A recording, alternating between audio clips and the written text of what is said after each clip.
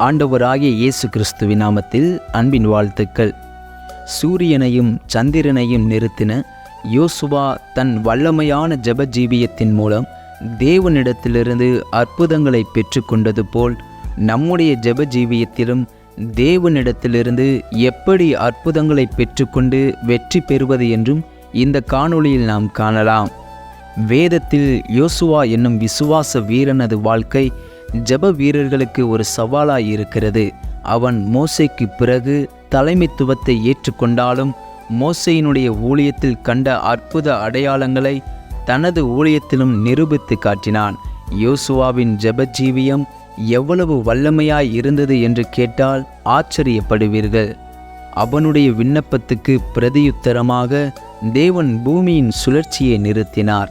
அதன் மூலம் இஸ்ரவேலருக்கு பகலின் வெளிச்சம் ஒரு நாள் கூடுதலாக கிடைத்தது. வேதாகம சரித்திரத்தின் அதிசயங்களில் இது மிக வியப்பூட்டும் ஒன்றாகும். யோசுவா கர்த்தரை நோக்கி பேசி, பின்பு இஸ்ரவேலின் கண்களுக்கு முன்பாக, சூரியனே நீ கிபியோன் மேலும், சந்திரனே நீ ஆயலோன் பள்ளத்தாக்கின் மேலும் தரித்து நில்லுங்கள் என்றான். அப்பொழுது ஜனங்கள் தங்கள் சத்துருக்களுக்கு நீதியை சரி கட்டு மட்டும் சூரியன் தரித்தது, சந்திரனும் நின்றது. இது யாசேரின் புஸ்தகத்தில் எழுதியிருக்கவில்லையா? அப்படியே சூரியன் அஸ்தமிக்க தீ விரிக்காமல் ஏறக்குறைய ஒரு பகல் முழுவதும் நடுவானத்தில் நின்றது. இப்படி கர்த்தர் ஒரு மனிதனுடைய சொல் கேட்ட அந்நாளையொத்த நாள் அதற்கு முன்னுமில்லை, அதற்கு பின்னுமில்லை. கர்த்தர் இஸ்ரவேலுக்காக யுத்தம் பண்ணினார். யோசுவா 10:12 முதல் 14 வசனங்களில் சொல்லப்பட்டிருக்கிறது. சரித்திரத்திலேயே நடந்திராத ஒரு அற்புதத்தை யோசுவாவின் தலைமையில் நடத்த காண்கிறோம். இது யோசுவாவின் வீரம் நிறைந்த ஜெபத்திற்கு அடையாளமாகும். இந்த அற்புதம் அவனுக்கு மிகப்பெரிய புகழை கொண்டு வந்தது. அவனது வாழ்க்கையிலிருந்து அவன் ஜெப நிலைகளை நாம் ஆராய்ந்தால் இன்னும் பல ஜெபத்திற்குரிய காரியங்களை நாம் அறிந்து கொள்ளலாம். ஒரு ஜெபிக்கும் கிறிஸ்தவன் எல்லா நாளும் ஒரே விதமாய் ஜெபித்து கொண்டிருக்க முடியாது. ஒரு நாள் உற்சாகமான ஆவியோடும் மறுநாள் சற்று தளர்ந்து போன மனதோடும் ஜெபிக்க வேண்டியதிருக்கும். ஒரு சில நாட்கள் வேகமாய் ஜெபத்தில் முன்னேறுவது உண்டு. ஆனால் வெகு சில நாட்களிலேயே அந்த வேகத்தை இழந்து பின்னோக்கி செல்ல வேண்டிய நிர்பந்தம் ஆகிவிடுகிறது. ஏற்ற இறக்கமான ஜெப பாதைகள் வெகு சகஜமான ஒரு நிகழ்வாக இருக்கலாம். ஆனால் ஒரு சிறந்த ஜெப வீரன் ஜெபத்தில் சரிவு காணாதபடி தன் ஜெப வாழ்க்கையை நடத்தி கொண்டு போய்விடுவான். ஒரே வேகமான ஜெப ஓட்டத்தை நாம் ஓடும்போது நமக்கு பதில்களும் தங்கு தடையின்றி வருவதை காணலாம். தடையில்லாத ஜெப வாழ்க்கையில் தடையில்லா பதில்களை உங்களால் பெற முடியும். கிரமமுமாய் ஜெபிக்கிற ஒரு மனிதன் ஒரு நாளும் தன் ஜெபத்திற்கு பதில் வரவில்லையே என ஏங்க மாட்டான். ஏனென்றால் தன் ஜெபத்தை கேட்கும் பிதா பதிலை கொடுத்து கொண்டே இருக்கிறார் என்பதை அவன் அனுபவ ரீதியாக அனுதினமும் ருசித்து உள்ளான். ஜெபத்திற்கு வரும் பதில்கள் சில நேரத்தில் நீங்கள் எதிர்பார்த்ததாக இருக்கலாம். பல நேரங்களில் நீங்கள் எதிர்பார்த்திராத பதில்களாக இருக்கலாம். தேவன் உங்களை நடத்துகிற பாதையில் நீங்கள் விட்டு கொடுத்து கொண்டே செல்லும்போது அவரது பதில்கள் உங்களை நடத்தி கொண்டே செல்லும்.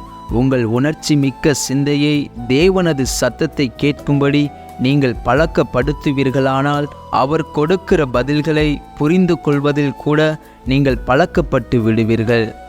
உங்கள் ஜெபத்திற்கான பதிலை கண்டு நீங்கள் தைரியப்படவும் செய்யலாம், தைரியம் இழக்கவும் செய்யலாம்.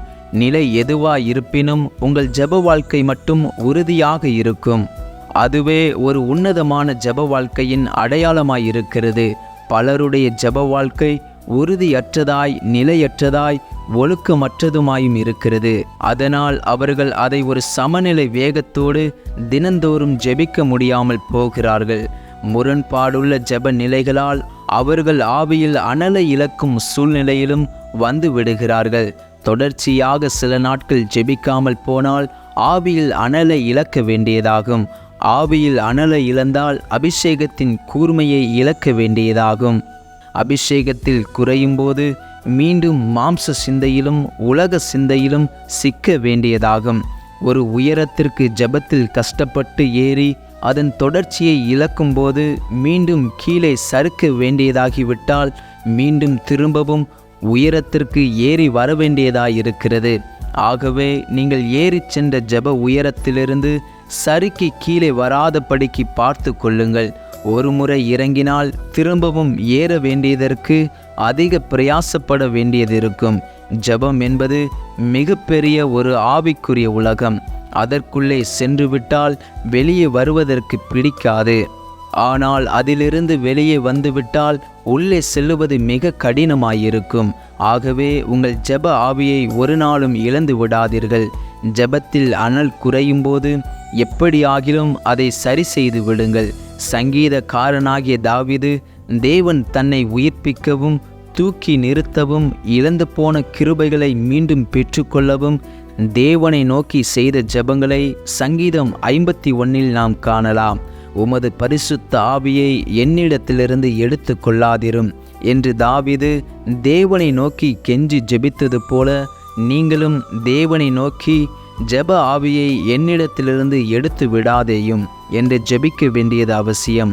அதே போல ஆசரிப்பு கூடாரத்தை விட்டு விலகாதிருந்த யோசுவாவின் ஊழியத்தில் நடந்த சம்பவங்கள் அவனது விசுவாசத்திற்கு கிடைத்த பதிலாகவும் நமது ஜெப வாழ்க்கைக்கு நாம் கற்றுக்கொள்ளும் பாடமாகவும் இருக்கிறது.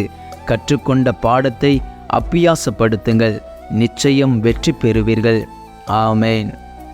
இந்த காணொளி நிச்சயம் உங்களுக்கு ஆசீர்வாதமாக இருந்திருக்கும் என்று நாங்கள் நம்புகிறோம். இந்த காணொளியை கேட்ட உங்களையும் உங்கள் குடும்பத்தையும் கர்த்தர் ஆசீர்வதிப்பாராக. ஆமேன்.